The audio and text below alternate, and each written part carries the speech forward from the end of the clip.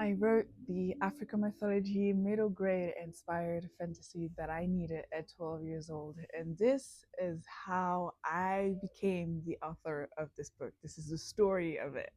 So, you're literally just witnessing like the beginning of it. It's kind of like to give like a more detailed story about like the whole process, how like more like the emotional story, right? It all started in 2020 when my dad died. And when my dad died, one of my mom's friends actually came to me and was like, Zainab, you need to write a book. Like this whole thing that you went through, your dad's death and everything, it's like, it's a huge change. It's a huge thing, and you need to like document it. You need to talk about it.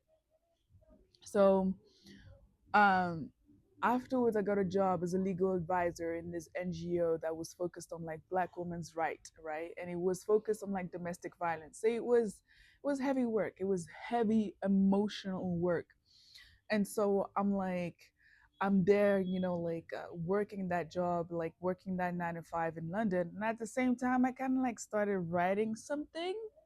I didn't even really know what I was writing, what is it that I wanted to write, and how I wanted it to look like. I was just going about things, and then eventually I kind of like gave it up. But one thing that really stayed in my mind was like the name of my protagonist.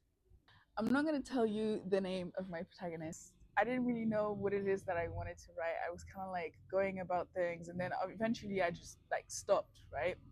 And then 2020 like goes past, and I was still doing like content on like Black Lives Matter and like anti-racism and all these different types of things. You have to bear in mind, right, I was born and raised in Belgium by a Ghanaian and Egyptian mom who came and immigrated to Belgium, right?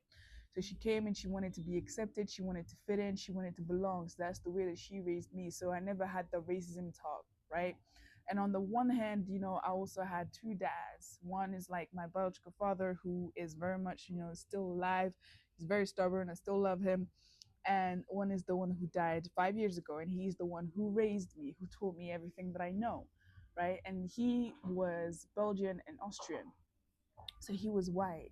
And so I was hanging out with like part of the family, his family that was white, and then the other family obviously that was Black, Ghanaian, Egyptian, like with all this Arabic tones and everything. So it was very much like a multicultural hub. So when I was posting about Black Lives Matter, like the movies and stuff like that, I wasn't doing books just yet. I was just kind of like trying to find myself and find my own identity, what it meant for me to be Black, and what it meant for me to be a creative, like have my activism being creative. Beginning of 2021, I posted a TikTok where I think it was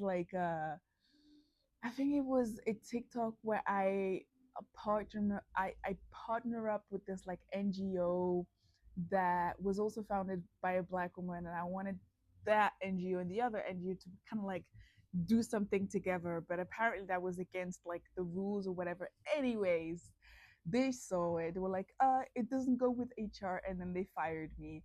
And at first I was like, wait, hold on, what? And I definitely was sad about it. But then I was like, well, you know what? I much prefer doing social media than anything else. And then also at the same time, the highlight of this year was I got one of the lead roles in this indie movie, right? And I was so excited about that. I spent weeks and weeks and weeks filming, and I learned so much about being on set and having that type of experience, being able to cry on cue and all these type of things. I definitely learned the difference between tapping into like crying using your own personal experiences and being able to cry just like a biological reaction. And that was a hard lesson because I was using my grief with my dad to be able to cry, and it was bad. It was bad. But like I learned along the way, along the movie, how to cry on cue instead. And like that really made me realize that I am a storyteller, whether it's on set as an actor, whether it's a book that I'm writing, I am a storyteller. I am the one writing the stories, not the one recommending the stories all the time. You get what I'm saying? I feel like because I had been in that era of recommending all those movies, all these TV shows, I think I was very much thinking, oh, I can possibly be one of them. But no, being on that movie set for weeks on end really taught me, no, actually you can. You can be the creative visionary and the creative leader you see yourself as. So, hey, Tom Tom, I was trying to do like being a social media manager, which didn't really work out. Like I was doing it, but I was not, I was barely earning any type of money whatsoever. And then end of that year though, one of the contracts that I had with one of the social media managers actually it was such a misunderstanding as well with that contract. They were like, yeah, we just want you to go there and capture content. I didn't know what they meant by me doing that. But um going to that TikTok New Year's party, I ended up actually meeting someone that works at TikTok, and I told her what I do, and she was like, "Oh my God, you and I need to talk." And so we talked, and she loved what I do, and that's when I became officially supported by TikTok. I literally started the year of 2022 like that, you know.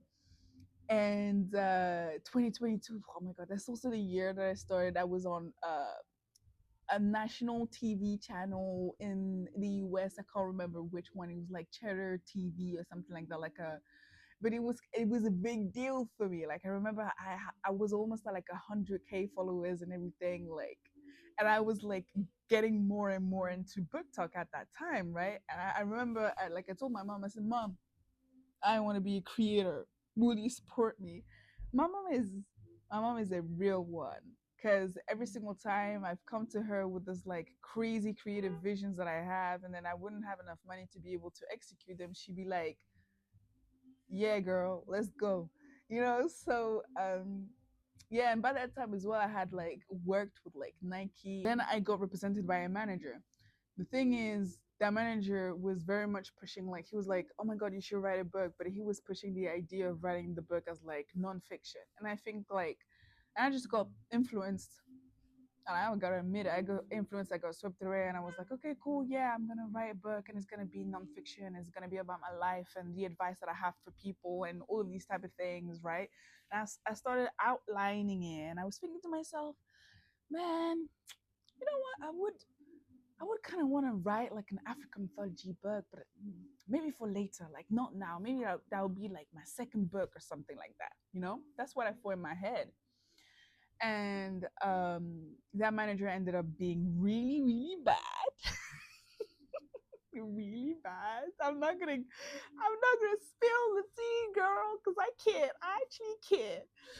Um, yeah, I actually can. To just say that it involves really big brands that had my back, and that's how I discovered that it was a bad manager. I'm not gonna say it. Anyways, so they were a bad manager.